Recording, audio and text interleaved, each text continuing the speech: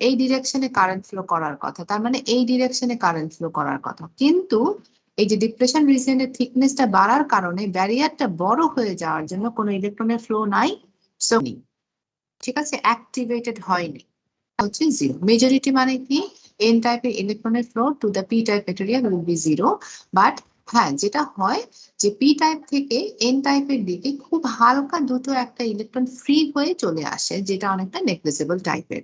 So যেহেতু minority ক্যারিয়ারের flow আসতেছে, তার মানে আমরা বলতে পারি মাইনরিটি কারেন্ট আইএস, কিন্তু এটাকে তুমি অলমোস্ট জিরো ধরে নিতে পারো, মানে কোনো কারেন্টের ফ্লো অ্যাকচুয়ালি নেই। So under no applied bias, we are not getting any current flow through the diode. In case of the reverse bias condition also, we are not getting any current flow through the diode. Clear এই পর্যন্ত? What will happen in ma'am, case of the রিজিয়নটা বেড়ে যাওয়ার কারণটা কি?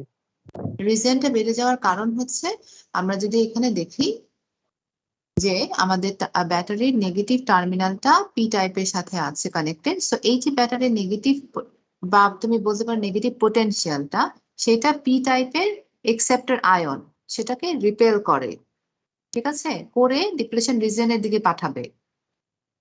Similarly এই ব্যাটারির যে positive পোটেনশিয়ালটা, সেটা আমাদের এন টাইপ মেটেরিয়ালের যে ডোনর আয়ন আছে সেটাকে রিপেল করবে, করে ডিপ্লেশন রিজিয়নের দিকে পাঠাবে। তাহলে ডিপ্লেশন রিজিয়নে যে আগে ছিল এই কয়টা এক্সেপ্টেড ডোনর, এখন আরো বেড়ে গেছে রিপালশনের জন্য, তাহলে থিকনেসটা বাড়বে, বুঝেছো? জি ম্যাম, ক্লিয়ার। আচ্ছা, ফরওয়ার্ড বায়াসে তাহলে কি হবে? ফরওয়ার্ড বায়াসে উল্টো ঘটনাটা ঘটবে। আমরা ফরওয়ার্ড বায়াসে ব্যাটারির positive terminal be connected with the p-type material and the negative terminal of the battery will be connected with the n-type material. As a result, the positive potential of the battery will be attracted now by the acceptor ion of the p-type material. Acceptor ion কে যদি সে attract করে, তাহলে দেখা যায় এই যে depletion region থেকে সে আস্তে আস্তে এই সাইডে সরে আসতেছে acceptor ion. Similarly, p-type এর ক্ষেত্রে এই negative terminal of the battery N টাইপের সাথে কানেক্টেড থাকার কারণে যত ডোনর আয়ন আছে সব অ্যাট্রাক্টেড হবে, ওই ডিপ্লেশন রিজিয়ন থেকে কোথায় যাবে, এই টার্মিনালের দিকে মুভ করতে হবে। As a result, what will happen? The thickness of the depletion region will be now decreased. Thinner হবে ডিপ্লেশন রিজিয়নটা। সো ডিপ্লেশন রিজিয়নটা যখন থিনার হতে শুরু করবে, ব্যারিয়ারটা কম, ব্যারিয়ারটা যখনই কমে আসলো এন টাইপ মেটেরিয়াল থেকে পট করে তখন প্রচুর পরিমাণে ইলেকট্রন পি টাইপ মেটেরিয়ালের দিকে ফ্লো করবে। Because we know that the n-type material will be having the free electron as a majority carrier, মানে প্রচুর free electron থাকছে n-type এ, so সে প্রচুর পরিমাণে ইলেকট্রন ফ্লো করবে from the n-type to p-type, and আমরা জানি if the electron is flowing in this direction, current will be flowing in the opposite direction. তাহলে কারেন্টটা কোন দিকে যাবে? p-type material থেকে n-type material এর দিকে, যেটাকে বলা হচ্ছে I মেজরিটি কারেন্ট, মানে মেজরিটি ক্যারিয়ারের কারণে যে কারেন্টটা ফ্লো হচ্ছে। হ্যাঁ, অপোজিট ডিরেকশনে দুই একটা হালকা পরিমাণে ইলেকট্রন ফ্লো করে, এই কারণে অপোজিট ডিরেকশনে আমরা একটা মাইনরিটি কারেন্ট পাই। সো রেজাল্টেন্ট যে current that will flow through the diode which will be ID equals to majority current minus minority current. এই মাইনরিটি কারেন্টটাকে তুমি ধরতে পারো অনেকটা নেগলিজিবল জিরো অ্যামাউন্ট। তাহলে কি হচ্ছে actually in case of the forward bias, আমরা যদি এই ডায়োডটাকে চিন্তা করি, and if we connect the battery across the diode in this type, তাহলে মানে পি টাইপের সাথে ব্যাটারির পজিটিভ টার্মিনাল, এন টাইপের সাথে ব্যাটারির নেগেটিভ টার্মিনালকে যদি আমরা কানেক্ট করি, তাহলে এন টাইপ থেকে পি টাইপের দিকে প্রচুর পরিমাণে ইলেকট্রন ফ্লো হবে, যেহেতু ডিপ্লেশন রিজনের থিকনেসটা এখন কমে গেছে। As a result, P type material থেকে এন টাইপ মেটেরিয়ালের দিকে নাও কারেন্ট উইল বি ফ্লোয়িং, যে কারেন্টটা হচ্ছে মেজরিটি কারেন্ট, এবং মেজরিটি থেকে মাইনরিটিকে বাদ দিলে আমরা আইডিটা পাবো। আমরা ধরে নিতে পারি মাইনরিটি কারেন্টটা হচ্ছে অলমোস্ট নেগলিজিবল, সো পি থেকে এন এর দিকে আইডি পরিমাণ কারেন্টটা ফ্লো করবে। তার মানে এখন এই সার্কিটে এই ডিরেকশনে ID current will start to flow. Clear? তার মানে তুমি যদি ব্যাটারিকে ফরওয়ার্ড বায়াস, মানে এরকম ভাবে পি এর সাথে ব্যাটারির পজিটিভ আর এন এর সাথে নেগেটিভ টার্মিনালকে কানেক্ট করো, then diode will be now turn on. ডায়োডটা কন্ডাক্ট করছে, আর ডায়োডটা টার্ন অন হচ্ছে, অ্যাক্টিভেটেড হচ্ছে। এতক্ষণ পর্যন্ত রিভার্স বায়াস আমরা ছিলাম, the diode was not turning on. Clear? এখন এই যে আমরা ডায়োডকে টার্ন অন করছি, আমরা ভোল্টেজ অ্যাপ্লাই করছি, কি পরিমাণে ভোল্টেজ অ্যাপ্লাই আমরা করব across the diode so that the diode will be turned on. দেখো আমরা এই যে ভিডি সেটাকে একটু একটু করে বাড়াচ্ছি, ওকে? মনে করো 0, 0.2, 0.3, 0.5, 0.7, 0.9 এরকম ভাবে আমরা ভিডিটাকে বাড়াবো এই ডিরেকশনে রেখে, ফরওয়ার্ড বায়াসে রেখে। বাড়াতে বাড়াতে একটা সময় দেখা যাবে যে ডিপ্রেশন রিজনের থিকনেসটা কমে সাফিসিয়েন্ট অ্যামাউন্টে যখন কমে আসবে, in that case electron will be starting to flow from the N type to P type.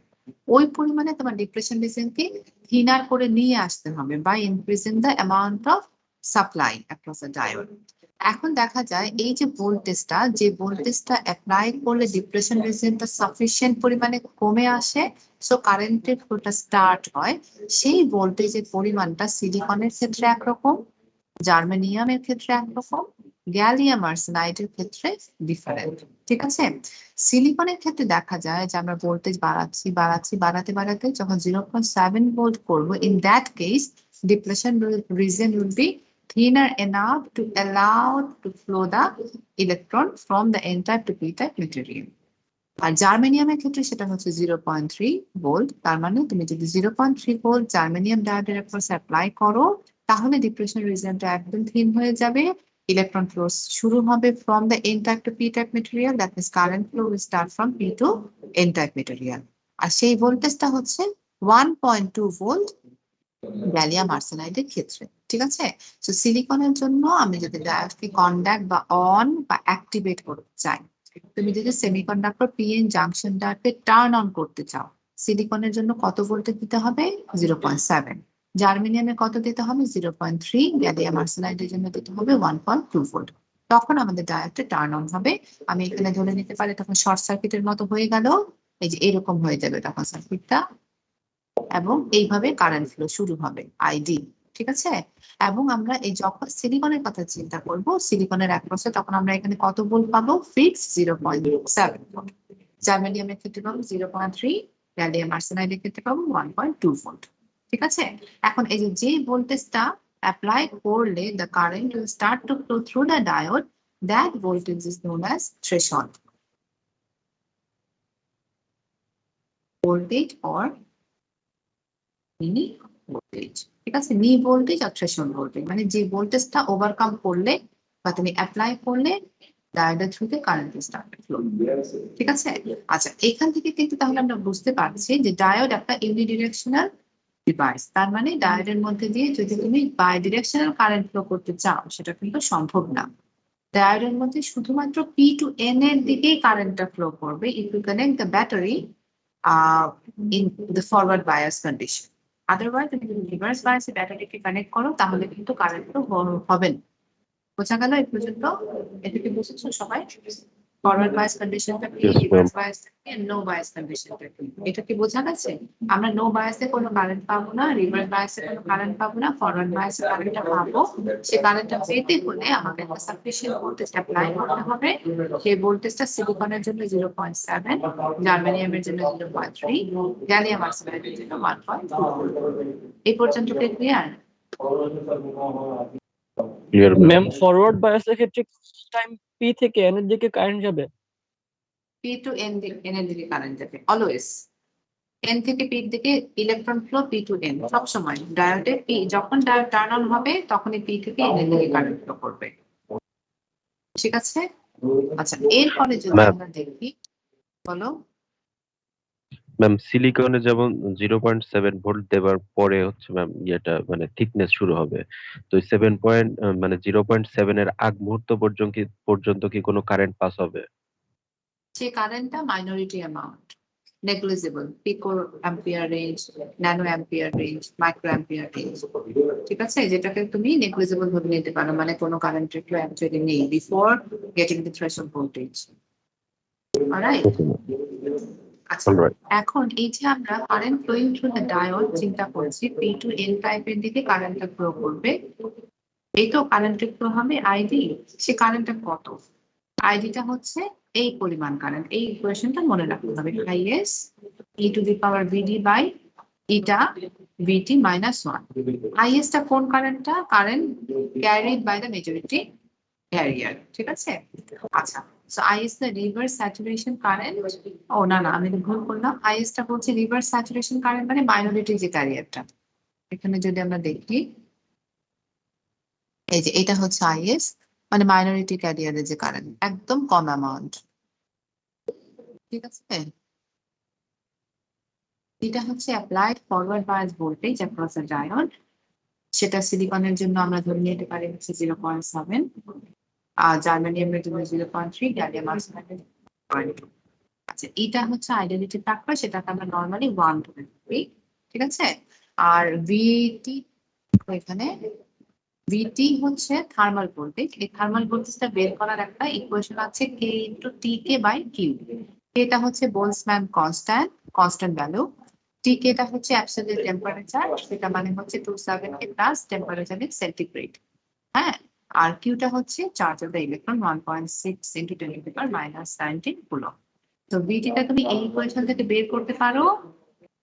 ভিটির value তুমি ইকুয়েশনটাতে বসাও, আগে যে ইকুয়েশনটা এখানটাতে বসাও, আইডেন্টিটি ফ্যাক্টরকে 1 ধরবে, ভিডিটা হচ্ছে তুমি ভোল্টেজ যেটা অ্যাপ্লাই করলাম, মনে করো 0.3, 0.5, 0.7 সেই ভোল্টেজ, তার সাথে আইএসটা হচ্ছে একদম কম অ্যামাউন্ট অফ কারেন্ট, সেটাকে যদি মাল্টিপ্লাই করে দাও তাহলে আমরা current flow into the equation by Boltzmann constant and absolute temperature in Kelvin and electron charge. Say thermal ভোল্টেজের ইকুয়েশন থেকে আমরা বলতে পারছি, আমরা এই প্রবলেমটা যদি দেখি তাহলে বলেছে 27 ডিগ্রি সেন্টিগ্রেডে ডিটারমাইন থার্মাল ভোল্টেজ। তাহলে আমরা ইকুয়েশনটা এটা জানি, বিটির ইকুয়েশন। এই ইকুয়েশনে আমরা যদি বোলসম্যান কনস্ট্যান্ট টিটা হচ্ছে এখন তাহলে 27 ডিগ্রি, তো কেলভিনে বের করো 273 দিয়ে অ্যাড করে, মানে 300 kelvin. So temperature, electron charge and Boltzmann constant যদি বসাও তাহলে the thermal voltage will be approximately 26 millivolt. তাহলে আমরা VT এর value at room temperature and at 27 degrees centigrade also we can assume it as 26 millivolt. বুঝেছো? Yes, ma'am.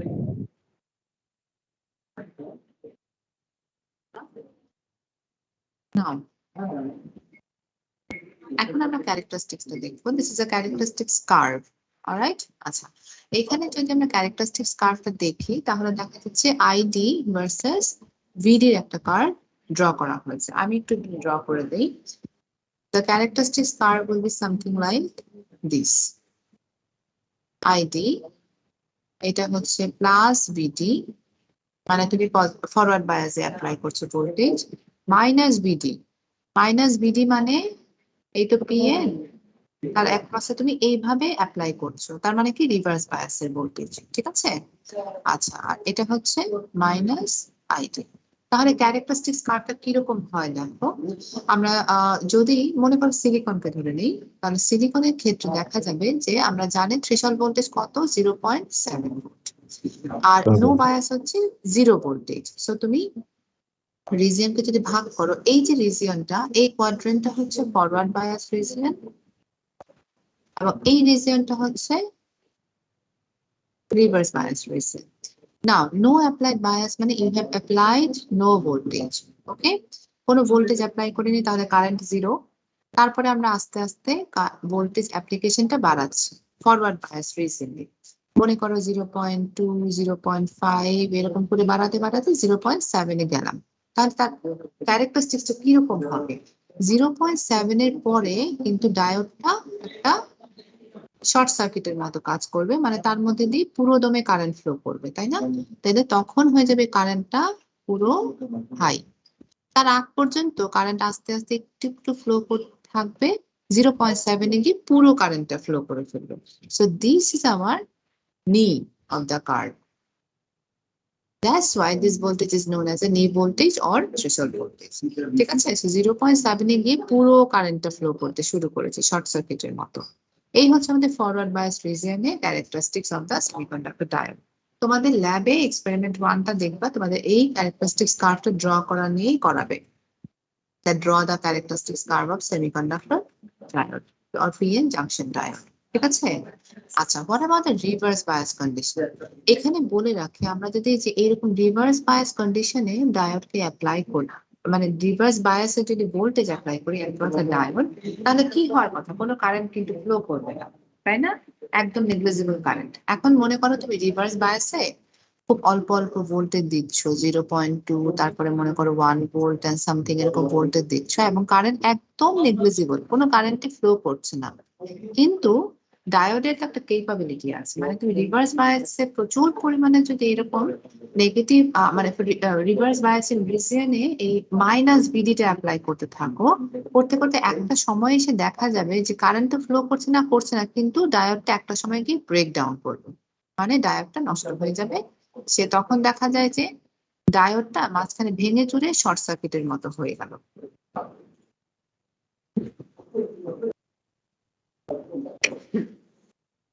তখন দেখা যায় তার মধ্যে দিয়ে প্রচুর পরিমাণে শর্ট সার্কিট কারেন্ট ফ্লো করছে, বুঝেছো? মানে ডায়োডটা শর্টেড।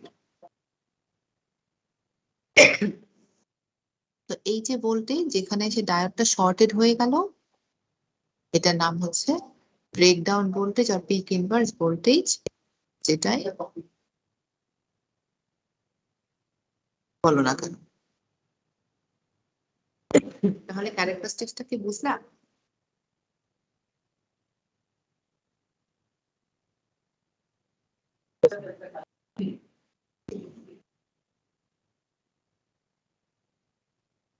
ক্যারেক্টারিস্টিক্সটা এখানে কি বুঝলা? ফরওয়ার্ড বায়াসে যেটা হবে,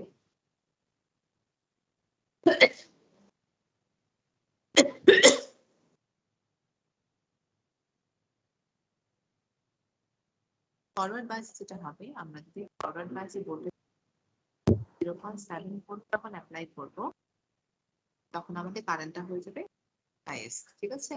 আর রিভার্স বায়াসের কাছে দিয়ে আমরা রিভার্স বায়াসের ভোল্টেজ আমরা অ্যাপ্লাই করছি, ইনিশিয়ালি কোনো কারেন্টই ফ্লো করবে না, কিন্তু একটা সময় বেশি ভোল্টেজ অ্যাপ্লাই করতে করতে ডায়োডটা তখন ব্রেক ডাউন হয়ে যায়, তখন ডায়োডের মধ্যে huge amount of current flow করবে, মানে ডায়োডটা নষ্ট হয়ে যাবে। তুমি আর তারপরে ডায়োডটাকে রিইউজ, এই পর্যন্ত কি বুঝলাম? ম্যাম ওই ব্রেকডাউন হওয়ার আগ পর্যন্ত মানে যখন হবে আর কি, তখন কি কনস্ট্যান্ট কোনো ভোল্টেজ আছে, যেমন এই ভোল্টেজে গিয়ে হ্যাঁ, ব্রেকডাউন আছে হবে? আছে অ্যাপ্রক্সিমেট একটা ভোল্টেজ আছে, আমি তোমাদের কার্ভটা দেখাবো, যেটা সিলিকনের জন্য একটা ভোল্টেজ আছে, জার্মানিয়ামের জন্য আছে, গ্যালিয়াম আর্সেনাইডের জন্য। এই পর্যন্ত কি ক্যারেক্টারিস্টিক্সটা বুঝতে পেরেছো? ফরওয়ার্ড বায়াসে কি হচ্ছে, রিভার্স বায়াসে কি হচ্ছে? জি ম্যাম। আচ্ছা, তাহলে এখানে কার্ভটা এখানে ড্র করা যদি দেখতে থাকো, তাহলে আমরা 0.7 এ গিয়ে কার্ভটা পাবো, সিলিকনের কার্ভটা পাবো, আর সেটা আসবে জার্মেনিয়ামের জন্য 0.3, মানে আমরা সিলিকনে 0.7 এর জন্য পাচ্ছি এই যে কার্ভটা, এই যে ইনিশিয়ালি কারেন্টই নাই, তারপরে 0.7 এ গিয়ে এই যে সে উঠে যাচ্ছে, আর জার্মেনিয়ামের জন্য 0.3 কাছাকাছি গিয়েই সে উঠে যাবে, ঠিক আছে? আর রিভার্স বায়াসের ক্ষেত্রে দেখো একদম অল্প পরিমাণ কারেন্টই নাই, এই যে পিকো অ্যাম্পিয়ার রেঞ্জে, দেখেছো? পিকো অ্যাম্পিয়ার রেঞ্জে কারেন্ট ফ্লো করছে রিভার্স বায়াসে। সো এই ক্যারেক্টারিস্টিক্স পার্টটা কিন্তু ভেরি ভেরি ইম্পর্টেন্ট, একটু চেক করো, দেখো বুঝতে পেরেছো।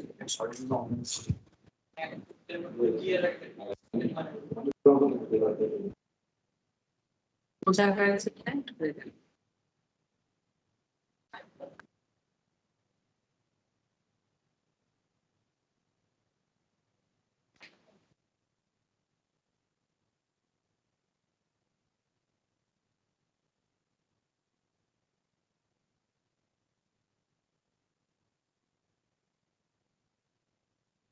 Any confusion after this?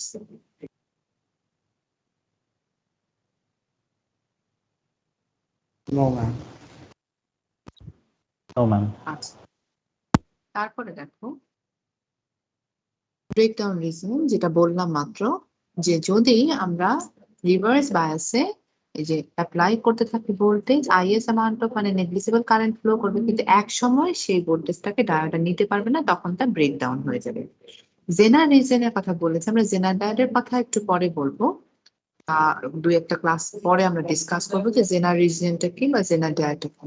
So the maximum reverse bias potential that can be applied before entering into breakdown region is called the peak inverse voltage or PIV or the breakdown voltage. If an application requires a PIV rating greater than that of single unit number, আচ্ছা যাই হোক, তার তোমাদের যেটা বুঝতে হবে সেটা হচ্ছে ব্রেকডাউন ভোল্টেজটা কি, ব্রেকডাউন হলে কি হয়।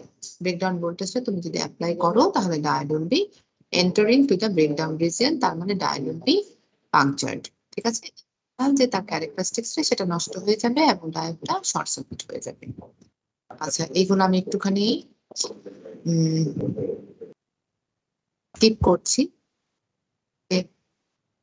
জেনারেটরটা পরে বোঝাবো। তার এখানে দেখো একটা কম্পারিজন কার্ভ দেখানো আছে between the gallium arsenide, silicon and germanium. So আমরা থ্রেশহোল্ড ভোল্টেজটা দেখেছি, জার্মেনিয়ামের ক্ষেত্রে 0.3, সিলিকনের ক্ষেত্রে 0.7, গ্যালিয়াম আর্সেনাইডের জন্য 1.2। সো দেখো এখানে জার্মেনিয়ামটা 0.3 এর পরে সে অ্যাক্টিভেটেড অর অন, সিলিকনটা 0.7 এর পরে অন, গ্যালিয়াম আর্সেনাইডটা 1.2 এর পরে অন। আচ্ছা, এখানে দেখো আমরা অ্যাপ্রক্সিমেটলি দেখতে পাচ্ছি জার্মেনিয়ামটা ব্রেকডাউনে কখন যায়, 50 ভোল্টের কাছাকাছি ভোল্টেজ তুমি যদি অ্যাপ্লাই করো। সেটা সিলিকন তার দ্বিগুণের থেকে বেশি ভোল্টেজ উইথস্ট্যান্ড করতে পারছে, গ্যালিয়াম আর্সেনাইডটা প্রায় 3 গুণ ভোল্টেজ উইথস্ট্যান্ড করতে পারে। বোঝা গেল? তাহলে 50 ভোল্টের কাছাকাছি গেলে জার্মেনিয়ামের যে ডায়োড সেটা নষ্ট হয়ে যাবে, সিলিকনটা অ্যাপ্রক্সিমেটলি 150 এর কাছাকাছি গেলে নষ্ট হয়ে যাবে, গ্যালিয়াম আর্সেনাইডটা প্রায় 200 এর কাছাকাছি গেলে বা 180 বা 70 এরকমের কাছাকাছি গেলে সে ব্রেকডাউনে চলে যায়। বোঝা গেছে? Yes ma'am. Yes ma'am.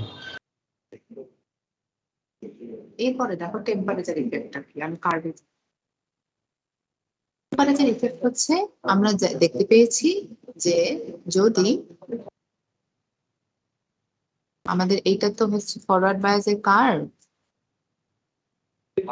আমি সিলিকনের কথাই চিন্তা করি, সিলিকন নিয়ে আমরা নরমালি পড়াশোনা করব। ID versus VD at 0.7 diode will be turned on at no bias, no voltage current, at reverse bias in opposite direction very low amount of current will flow, and after a certain voltage application in the reverse bias condition diode will enter into the breakdown region. আচ্ছা, এখানে এই যে ডায়োডটা 0.7 এ গিয়ে turn on হচ্ছে না, in this condition if we increase or decrease the temperature তখন কি হবে দেখো। এখানে যদি আমরা দেখি 25 ডিগ্রি সেন্টিগ্রেড মানে আমরা 0.7 যে ভোল্টেজটা পাচ্ছি to turn or to conduct a diode, that 0.7 volt is consider the room temperature. মানে রুম টেম্পারেচারে 0.7 ভোল্টেজ তুমি যদি অ্যাপ্লাই করো অ্যাক্রস আ ডায়োড, তাহলে ডায়োডটা টার্ন অন হবে, এই ভোল্টেজটা চেঞ্জ হয়ে যায়। তার মানে যদি মনে করো আমি টেম্পারেচার বাড়িয়ে দিই 100 ডিগ্রি, ঠিক আছে? সো এই যে এই কার্ভটা হচ্ছে 25 ডিগ্রি সেন্টিগ্রেডের জন্য, ওকে, যেখানে 0.7 এ ডায়োডটা টার্ন অন হবে। যদি আমাদের টেম্পারেচারটা 100 ডিগ্রি বেড়ে যায়, তার মানে তুমি temperature you have increase the temperature by 100 degree, তখন আমরা এই কার্ভটা পাবো rather than getting this curve. ওকে, তার মানে কি দেখা যাচ্ছে বলতো, ডায়োডটা কিন্তু এখন 0.7 ভোল্টেজ পাওয়ার আগেই টার্ন অন হচ্ছে, তাই না? যদি আমরা Yes, ma'am. টেম্পারেচারকে কমিয়ে দেই 100 ডিগ্রি, এই যে -75 মানে 25 থেকে তুমি 100 ডিগ্রি কমিয়ে দিয়েছো, তাহলে দেখা যাচ্ছে কার্ভটা এই সাইডে শিফট হয়।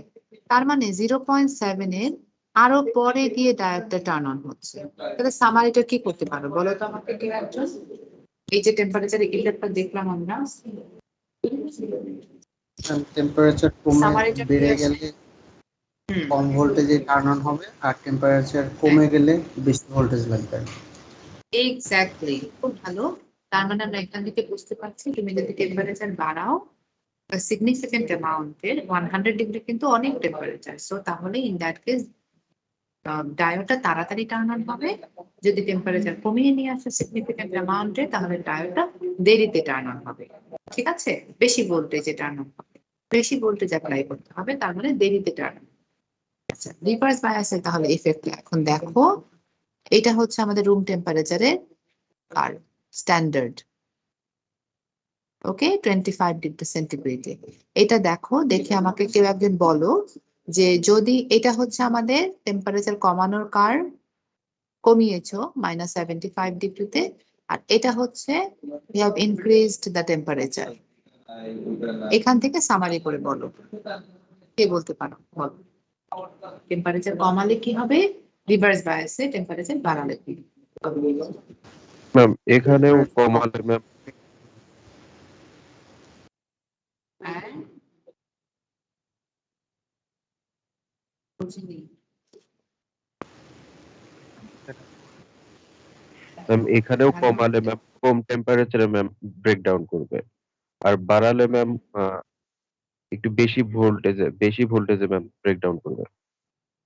তার মানে আমরা দেখতে পাচ্ছি এখানে টেম্পারেচার তুমি যদি কমিয়ে নিয়ে আসো তাহলে তাড়াতাড়ি ব্রেকডাউন ব্রেকডাউন করবে। যদি টেম্পারেচার বাড়াও সিগনিফিকেন্ট অ্যামাউন্টে তাহলে একটু বেশি সময় পরে সে ব্রেকডাউন করবে। ব্রেকডাউন বুঝেছো? জি ম্যাম। Everyone is clear? আমি 1 মিনিট টাইম দিচ্ছি, রিভিউ করো।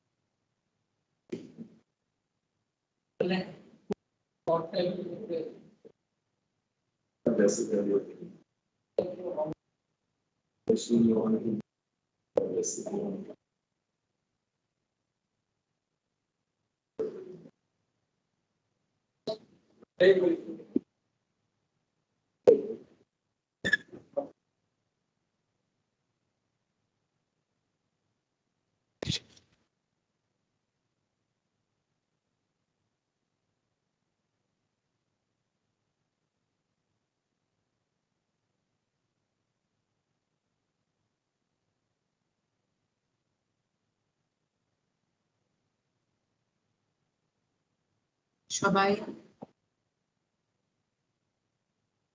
Yes ma'am.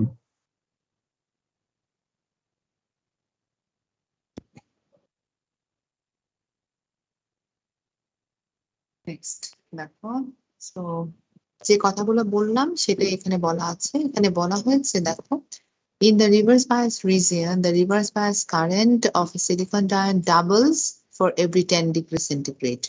ঠিক আছে? রিভার্স বায়াস কারেন্টটা 10 ডিগ্রি সেন্টিগ্রেডের জন্য প্রায় ডাবল হয়ে যাচ্ছে। Finally the reverse breakdown voltage of a semiconductor diode will increase or decrease with the temperature. কিভাবে ইনক্রিজ ডিক্রিজ করবে সেটা তো আমরা এই কার্ভটা দেখে বুঝতে পেরেছি। নাও আইডিয়াল ভার্সেস প্র্যাকটিক্যাল। আচ্ছা, আইডিয়াল ভার্সেস প্র্যাকটিক্যালটা কি?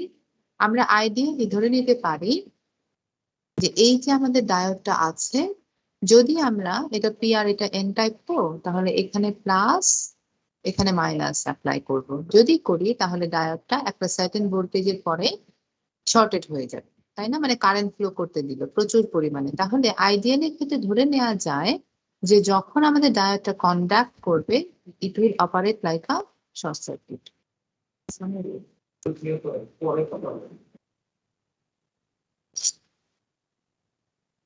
ম্যাম আরেকবার একটু রিপিট করবেন?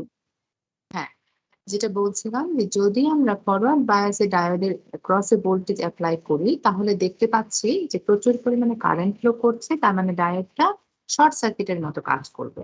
এটা আইডিয়ালি ধরে নেওয়া হয়। এই যে দেখো এখানে দেখিয়েছি শর্ট সার্কিট, ঠিক আছে? বাট প্র্যাকটিক্যালি কি হয় দেখো তো, যদি তুমি অপোজিট করো, মানে তুমি যদি এখানে নেগেটিভ এখানে পজিটিভ দাও তাহলে কি হবে? রিভার্স বায়াস, তাহলে ডায়োডটা ওপেন, কোনো কাজ করছে না, কোনো কারেন্ট ফ্লো করতে দিচ্ছে না, এইদিকে কারেন্ট ফ্লো 0, তাই তো? যদি তুমি পজিটিভ বায়াসে যাও তাহলে কারেন্ট ফ্লো করতে দিবে পি টু এন, যদি রিভার্স বায়াসে যাও তাহলে কোনো কারেন্ট হবে না পি টু এন। ক্লিয়ার? তাহলে এখানে হয়ে যাবে শর্টেড আর এখানে হয়ে যাবে ওপেন। রিভার্সের জন্য ওপেন আর ফরওয়ার্ড বায়াসের জন্য ডায়োডটা কিরকম কাজ করবে? শর্টেড, এখানে শর্টেড আর এখানে ওপেন। এই পর্যন্ত বুঝেছো? This is a ideal semiconductor diode characteristics, forward আর রিভার্স বায়াস। আচ্ছা, প্র্যাকটিক্যালি কি বলেছে দেখি আমরা। এটা আইডিয়াল ক্যারেক্টারিস্টিক্স বলেছে যে 0.7 এ কারেন্ট ফ্লো করলো। আচ্ছা, প্র্যাকটিক্যালের কথা বলেনি, প্র্যাকটিক্যালটা আমি বলে দিচ্ছি।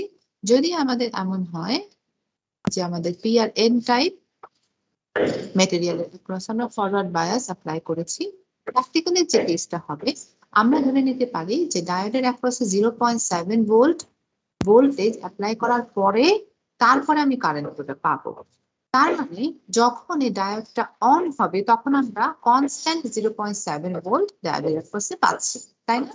দ্যাট মিনস আমরা এই ভোল্টেজটাকে যখন ফরওয়ার্ড বায়াসে দিব ডায়োডের অ্যাক্রসে, তখন আমরা ডায়োডটাকে একটা constant voltage source of 0.7 volt consider করতে পারি। বুঝেছো? তার মানে ডায়োডটা যখন when the diode is on,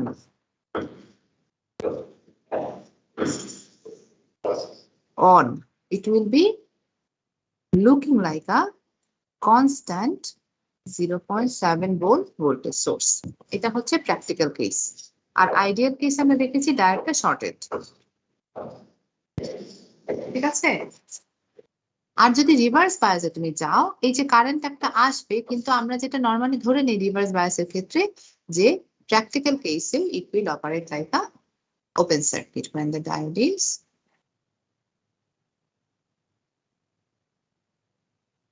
off. So when the diode is on, in practical case, it will operate like a constant voltage source. When the diode is off, it will operate like a open circuit. Act like an open circuit. ঠিক আছে?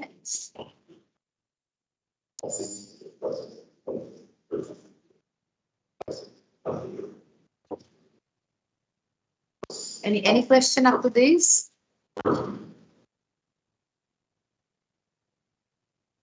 No, ma'am. পর্যন্ত কি বুঝেছো? আমি একটা 5 মিনিটের break দিচ্ছি। তোমাদের কাছে সবার নিশ্চয়ই এই ফাইলটা আছে। সবাই একটু স্টাডি করো।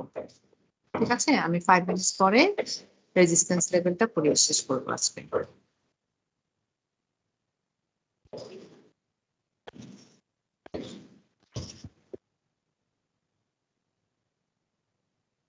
আমাদের এই ফাইলটা দিয়েছি না, আমি লেকচার 2টা দেইনি, লেকচার 2টা আমি দিয়ে দিচ্ছি।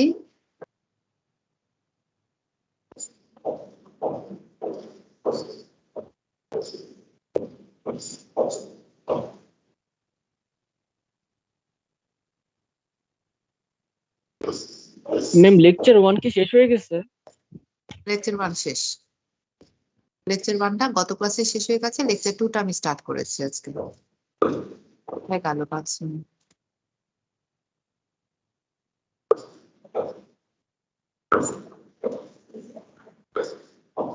লেকচার 2টা দিয়ে দিচ্ছি, আর তোমাদের টেক্সট বইটাও দিয়ে দিচ্ছি। ম্যাম পিডিএফ ফাইলটা দিলে বেটার হয়। পিডিএফটাই দিয়েছি। লেকচার 1টা আমার কাছে পিডিএফ নেই, লেকচার 2টা আছে, 2টা পিডিএফই দিয়েছি। Thank you. ঠিক আছে? Yes ma'am.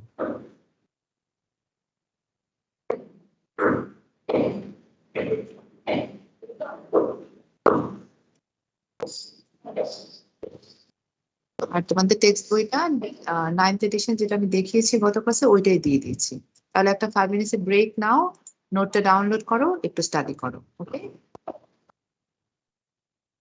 এই যে টেম্পারেচার ইফেক্ট এবং আইডিয়াল প্র্যাকটিক্যাল, আমরা এসি ভোল্টেজ দিব। দেখো এসি তো তোমাদের নিশ্চয়ই জানা আছে, এসি একটা অল্টারনেটিভ ওয়ে। তো এসি তো একটা এরকম ভোল্টেজ। সো যদি কোনো কারণে দেখা যায় যে সুইংটা অল্প না হয়ে খুব বড় রকমের সুইং হয়, ম্যাগনিটিউডের ডিফারেন্সটা, তাহলে আমরা যে ভোল্টেজটা পাবো, সরি ভোল্টেজ বলছি, রেজিস্ট্যান্সটা পাবো ডায়োডের অ্যাক্রসে, সেটাকে বলা হচ্ছে অ্যাভারেজ এসি রেজিস্ট্যান্স। তাহলে ডিসি রেজিস্ট্যান্সটা খুবই সোজা বোঝা এবং বের করা। সেটা হচ্ছে যে মনে করো এই যে একটা ডায়োড আছে, তার অ্যাক্রসে আমি, এটা হচ্ছে ভিডি ভোল্টেজ পাচ্ছি ডায়োডের অ্যাক্রসে। ঠিক আছে? এখন এই ভোল্টেজটা অ্যাপ্লাই করার কারণে কারেন্ট ফ্লো করবে ডায়োডের মধ্যে দিয়ে। এখন এই ভোল্টেজটা যদি ডিসি হয়, তাহলে তার কারণে যে কারেন্টটা ফ্লো করবে সেই কারেন্টটা হবে ডিসি টাইপ কারেন্ট। সো তাতে করে আমরা ডায়োডের জন্য যে রেজিস্ট্যান্সটা পাবো সেটা হবে আর DC resistance of diode, that will be VD by ID, as simple as that. ঠিক আছে? সো যে ভোল্টেজটা আমি পাচ্ছি ডায়োডের অ্যাক্রসে, সেই ভোল্টেজ ডিভাইডেড বাই যে কারেন্টটা ফ্লো করছে ডিউ টু দ্য ভোল্টেজ করলেই আমরা ডায়োডের যে রেজিস্ট্যান্সটা ডিসি রেজিস্ট্যান্স সেটা পেয়ে গেলাম। আচ্ছা, the higher the current flow through the diode, the lower will be the DC resistance. ঠিক আছে? তার মানে যত কারেন্ট ফ্লোটা বাড়তে থাকবে, রেজিস্ট্যান্সের অ্যামাউন্টটা তত কমতে শুরু করবে, এবং কারেন্ট যত কম তত রেজিস্ট্যান্স বেশি। কারেন্ট যখন জিরো, আইডি যখন জিরো, তখন রেজিস্ট্যান্সটা ইনফাইনাইট। কি মিন করে সেটা? যখন কোনো কারেন্ট ফ্লো নাই, তখন ডায়োডটা ওপেন সার্কিটের মতো কাজ করবে, রেজিস্ট্যান্সটা ইনফাইনাইট। বুঝেছো? আচ্ছা, কারেন্টটা কখন না ফ্লো করবে না, যখন আমরা রিভার্স বায়াসে যাব অথবা নো বায়াসে যাব, তখন ডায়োডটা ওপেন সার্কিটের মতো কাজ করবে, তার মানে রেজিস্ট্যান্সটা ইনফাইনাইট অ্যামাউন্ট। এখানে বলেছে যে determine the DC resistance level for the diode at ma'am ID. হ্যাঁ বলো। আগের স্লাইডটা যদি আরেকবার একটু রিভিউ করতেন। বলেছি যে ডায়োডের একমাত্র তুমি যদি পজিটিভ ভোল্টেজ অ্যাপ্লাই করো ডিসি ভোল্টেজ, আর তাতে করে যদি ডায়োডের মধ্যে যদি কারেন্ট ফ্লো করে, তাহলে ডায়োডের যে রেজিস্ট্যান্স আমরা পাবো সেটার নাম হচ্ছে ডিসি রেজিস্ট্যান্স অথবা স্ট্যাটিক রেজিস্ট্যান্স। সেই রেজিস্ট্যান্সটা তুমি কিভাবে বের করতে পারো? ডায়োডের একপাশের ভোল্টেজ বাই ডায়োডের সাথে কারেন্ট, বাস করলে বের হয়ে গেল ডিসি রেজিস্ট্যান্সটা। এখন দেখা যাবে কারেন্ট যত বাড়বে রেজিস্ট্যান্সের ভ্যালু তত কম, ঠিক আছে? কারেন্ট যত কম রেজিস্ট্যান্সটা তত বেশি। কারেন্ট যেখানে জিরো, সেখানে রেজিস্ট্যান্সটা হচ্ছে ইনফাইনাইট, ঠিক আছে? মানে ইনফাইনাইট অ্যামাউন্টের রেজিস্ট্যান্স যাবে। আচ্ছা, এখানে বলেছে যে you have to find out the DC resistance level of the diode for current 2 ampere, 2 milliampere, 20 milliampere and VD minus 10 volt reverse bias। বলেছে তাহলে অ্যান্সারটা কি দেখো, খুব ইজি। যদি 2 মিলিঅ্যাম্পিয়ার হয়, এই ওয়েভ ফর্মটা দেয়া আছে আমাদের কাছে, মানে IV characteristics curve is given। আর এখানে আমরা দেখতে পাচ্ছি যদি 2 মিলিঅ্যাম্পিয়ার কারেন্ট হয়, তার জন্য করসপন্ডিং ভোল্টেজ কত? 0.5। তাহলে এটা হচ্ছে আমাদের VD আর এটা হচ্ছে আমাদের ID। তাহলে রেজিস্ট্যান্স কত হবে? VD by ID। So VD by ID 250, ঠিক আছে? কারেন্ট এখন আমরা বাড়ালাম, কত? 20 মিলি করেছি। 20 মিলির জন্য আমি কত পাবো ভোল্টেজ? কার্ভ থেকে 0.8। তাহলে এটা হচ্ছে VD আর এই হচ্ছে ID। ভাগ করো, রেজিস্ট্যান্স বের হবে 40। কমে গেছে না? 250 থেকে 40 তে নেমে আসছে, কারেন্টটা বেড়েছে, ঠিক আছে? আর যদি Yes, ma'am. রিভার্স বায়াসে যাও -10, ঠিক আছে? -10, এই যে -10 VD। কারেন্ট কত? এটা করসপন্ডিং কারেন্ট হচ্ছে -1 মাইক্রোঅ্যাম্পিয়ার। এটা হচ্ছে ID। তাহলে VD বাই ID যদি করো, so 10 volt by 1 micro, resistance দেখো 10 মেগা, মানে ডায়োড অলমোস্ট ওপেন সার্কিটের মতো কাজ করবে, অলমোস্ট, ঠিক আছে? কারেন্ট যাচ্ছে 1 মাইক্রো, সেটা নেগলিজিবল।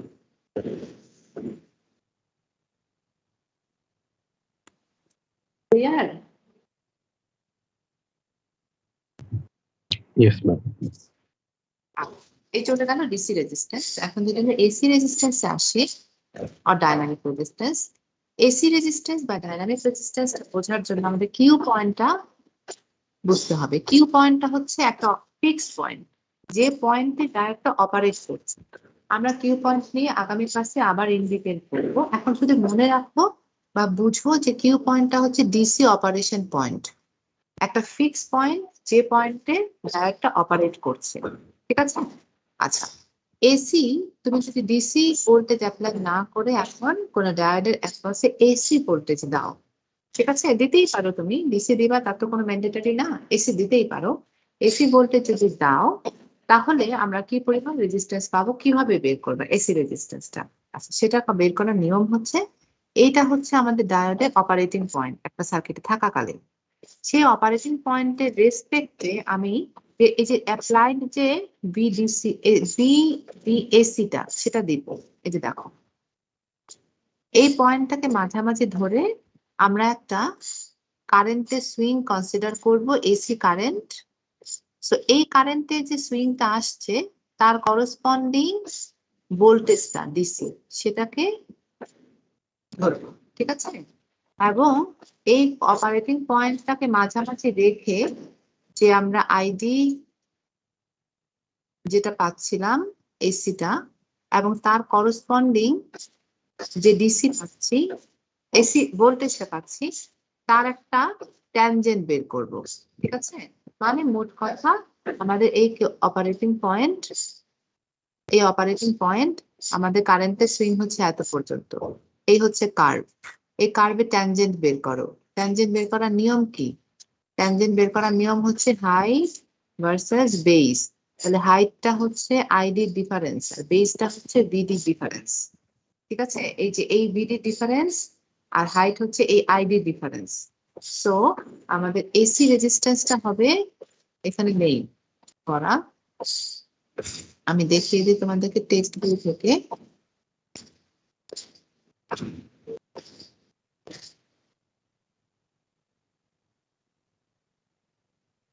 এই যে দেখো, এই আরটা হচ্ছে VD difference by ID difference.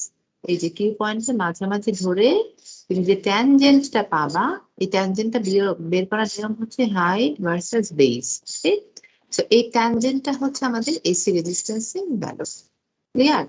এই রেজিস্ট্যান্সের একটা ফিক্সড ভ্যালু আছে, সেটা হচ্ছে 25 মিলিভোল্ট বাই আইডি। এটা হচ্ছে আর ডি এসি অথবা আরডি মানে ডায়োড রেজিস্ট্যান্স, ডাইনামিক রেজিস্ট্যান্স। ঠিক আছে, এসি রেজিস্ট্যান্স। তাহলে মনে থাকবে 26 মিলিভোল্ট বাই এসি অথবা বের করার নিয়ম হচ্ছে delta VD by delta ID.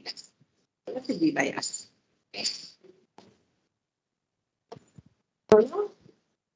এরপর দেখো তারপরে লাস্টে কি বলেছে,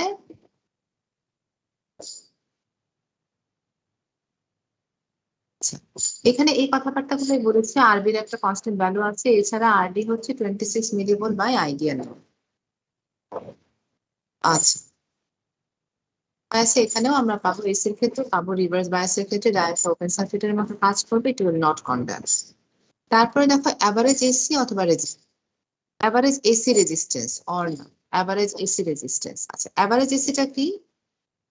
আচ্ছা, এখন আমরা যদি দেখি যে কারেন্টের কথা বলছিলাম, এর আগের যে কারেন্টের সুইং, এই সুইংটা যদি কোনো কারণে অনেক বেশি হয়, তাহলে আমরা যে রেজিস্ট্যান্সটা পাবো ডায়োডে, সেই রেজিস্ট্যান্স নামই হচ্ছে অ্যাভারেজ এসি রেজিস্ট্যান্স। সেটা বের করার নিয়ম কি? খুব সোজা ইকুয়েশন। এই যে অ্যাভারেজ এসিটা হচ্ছে delta V by delta I. Okay, point to point. এখানে দেখো আমাদের কারেন্টের সুইং যদি হয় অ্যাপ্রক্সিমেটলি 70 or 16 থেকে 5 or 6, তার জন্য আমাদের ভোল্টেজের এতটুকু ডিফারেন্স, এইটুকু হচ্ছে ডেল্টা ভি, এই ডিফারেন্সটা হচ্ছে আমাদের ডেল্টা আই। তাহলে আর অ্যাভারেজ বের হবে এই ভ্যালু ডেল্টা ভি বাই এই যে ডিফারেন্সটা, সেই ডিফারেন্সটা। আমারই বলেছে ডিসিটা হচ্ছে বিডি বাই আইটি, এসিটা হচ্ছে 26 millivolt by IT, average AC হচ্ছে delta V by delta I. বোঝা গেল এই পর্যন্ত?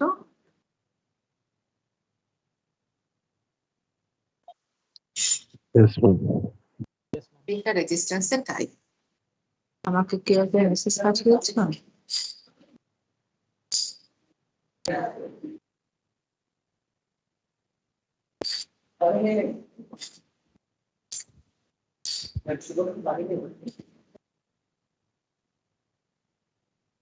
তখন বড় মেসেজ পাঠিয়েছে।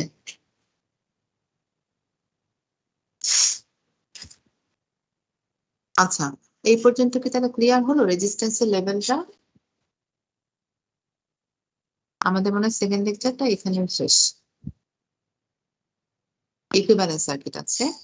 আচ্ছা, ইকুইভ্যালেন্স সার্কিটটা দেখো, আমরা যেটা মাঝখানে বলেছি যে আইডিয়াল কেসে আমরা যেটা পাই যে যখন ডায়োডটা টার্ন অন হচ্ছে তখন সেটা শর্ট সার্কিটে, আর যখন আমরা প্র্যাকটিক্যাল কেসে যাব তখন আমরা ধরে নিয়েছি যে ডায়োড যখন টার্ন অন হচ্ছে তখন সেটা একটা 0.7 ভোল্টের কনস্ট্যান্ট ভোল্টেজ সোর্স হিসেবে আমরা দেখবো। ঠিক আছে, আচ্ছা এখানে দেখো আইডিয়াল কেস যদি আমরা দেখি, আইডিয়াল ডিভাইসের ক্ষেত্রে ডায়োডটা একটা আইডিয়াল ডায়োড। তার মানে যখন ডায়োডটা টার্ন অন হচ্ছে তখন কারেন্ট, তখন এটা শর্ট সার্কিট, তার অ্যাক্রসে ভোল্টেজ হচ্ছে 0, কারেন্ট পাবো আমরা। ঠিক আছে, আচ্ছা সিম্পলিফাইড মডেলের আগে এই পিসওয়াইজ মডেলটা যদি আমরা দেখি তাহলে দেখবো আইডিয়াল ডায়োড তো থাকবে, তার ভেতরে আমরা পাবো অ্যাকচুয়ালি ডায়োড, তার সাথে মডেলিং এর ক্ষেত্রে একটা কনস্ট্যান্ট ভোল্টেজ সোর্স এবং একটা রেজিস্ট্যান্স। তাতে করে দেখা যায় যে আমরা যখন ভোল্টেজটা বাড়াবো তখন ডায়োডটা শর্ট সার্কিট হয়ে গেল, তো ভোল্টেজ 0। হ্যাঁ বলো। আইডিয়াল ডায়োডটা তো আমরা 0.7 ভোল্ট কে ধরে নিয়েছি, তাই না? না না না না, প্র্যাকটিক্যালটাকে। ও প্র্যাকটিক্যাল, সরি। প্র্যাকটিক্যালটাকে, ঠিক আছে? সো আইডিয়ালটা হবে 0, তাহলে যখন শর্টেড হয়ে গেল তার অ্যাক্রস তো ভোল্টেজ 0, সো এই যে 0 ভোল্টে কারেন্ট যাচ্ছে, ঠিক আছে? এখানে আমরা ধরে নিয়েছি যে ডায়োডটা তো আইডিয়াল, ঠিক আছে, কিন্তু তার সাথে ভোল্টেজ সোর্স এবং একটা রেজিস্ট্যান্স আছে।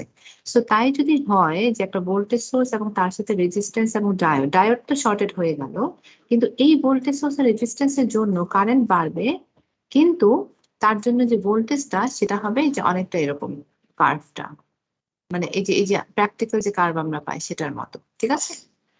সিম্পলিফাইড যে মডেলটা আমরা পাই এটাই আমরা ইউজ করি সাধারণত, যে ডায়োডটা শর্টেড হয়ে গেল আর আমরা এই ভোল্টেজটা পাবো, সেটা সিলিকনের জন্য 0.7, আর এখানে ডায়োডটা শর্টেড। এইটাই প্র্যাকটিক্যালি আমরা দেখি, যেটা ডায়োডটা যখন টার্ন অন হচ্ছে তখন সেটাকে আমরা 0.7 এর ভোল্টেজ সোর্স হিসেবে রিপ্রেজেন্ট করতে পারি। এটা হচ্ছে আমাদের সেই সিম্পলিফাইড মডেলটা, যেখানে রেজিস্ট্যান্সটা নেই, আইডিয়াল ডায়োড আমরা বসিয়েছি, তার সাথে একটা কনস্ট্যান্ট ভোল্টেজ সোর্স আছে এবং এই ভোল্টেজটা 0.7 ভোল্ট, ঠিক আছে? সো এই ডায়োডটা শর্টেড হয়ে গেল, কিন্তু তার অ্যাক্রস আমি 0.7 ভোল্ট কনস্ট্যান্ট পাচ্ছি, ঠিক আছে? ইয়েস। সো এই মডেলটাই আমরা সাধারণত ইউজ করে থাকি, যে ডায়োড তার অ্যাক্রসে তুমি যখন ভোল্টেজ অ্যাপ্লাই করবে 0.7 volt, that will be represented by a constant voltage source, a simplified model. এই ইকুইভ্যালেন্ট সার্কিট থেকে আসলো, ঠিক আছে? Modelling of the diode. দেখো এই পর্যন্ত কি সবাই বুঝলো?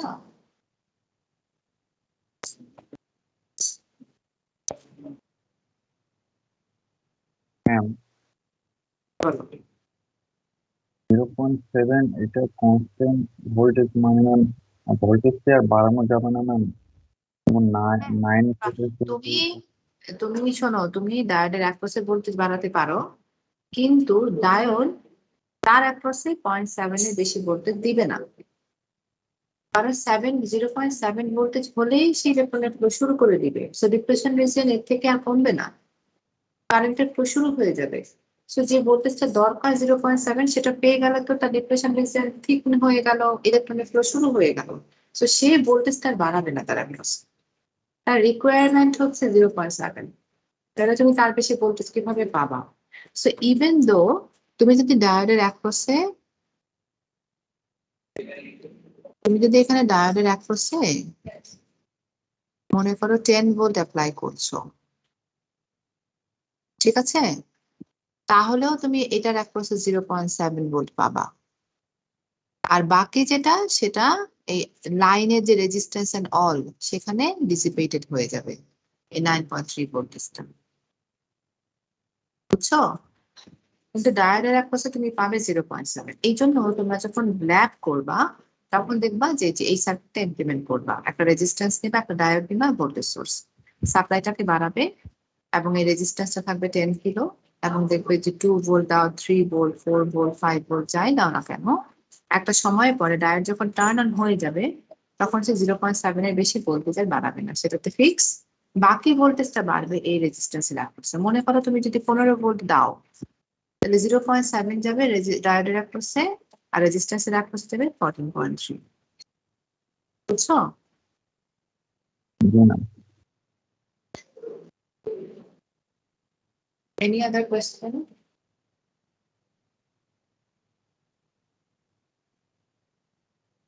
ম্যাম আইডিয়ালের ক্ষেত্রে ভোল্টেজটা একটু বলবেন?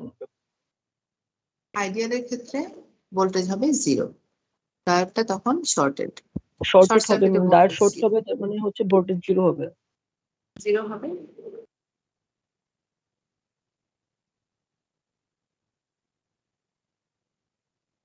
দেখো আর বাকি সমস্যা আছে ডিসকাস করো, আমরা আজকে লেকচার 3টা স্টার্ট করবো না, লেকচার 2টাই থামবো আজকে।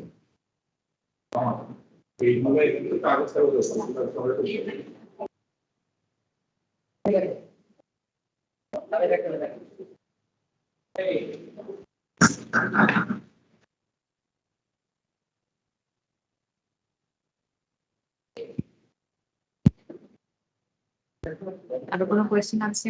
Anything else? No ma'am. অবশ্যই এই উইকের মধ্যে এই দুটা লেকচার মুখস্থ করার তো কোনো দরকার নেই, বুঝলাম। তোমাদের প্রথম কুইজটা আমি এই দুটো লেকচারের উপরে নিব, ঠিক আছে? এবং সেটা এমসিকিউ টাইপের হবে এবং 10টা এমসিকিউ থাকবে, 3-4টা করে অপশন বুঝেছো? তাহলে ফার্স্ট কুইজটা এমসিকিউ বেসড হবে, লেকচার 1 লেকচার 2 ওপরে হবে, যেটা কিনা তোমাদের বইয়ে চ্যাপ্টার 1। ম্যাম আমাদের ফার্স্ট কুইজ কবে ম্যাম? বলো কবে দিতে চাও? Next week?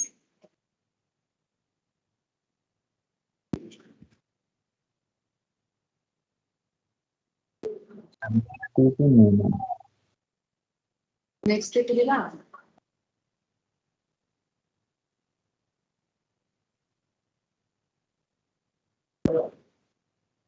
ম্যাম আপনি কবে নিতে চান?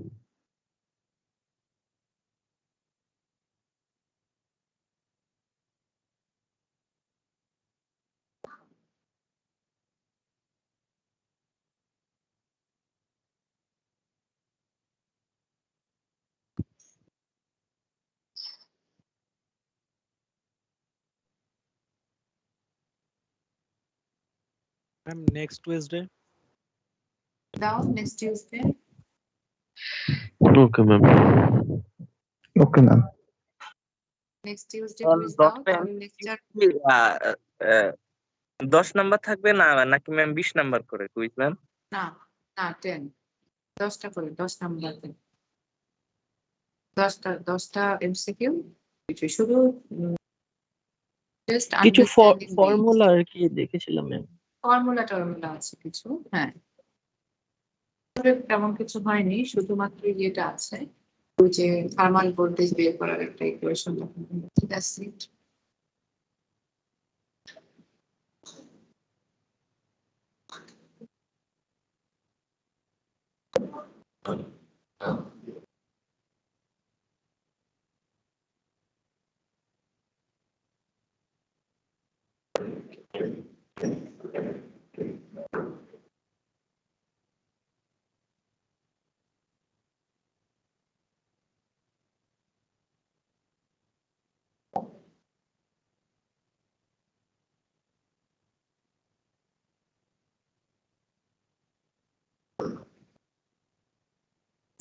সো যদি কারো কোনো প্রবলেম আর না থাকে, that is all for today, you can leave the class, ঠিক আছে? For your please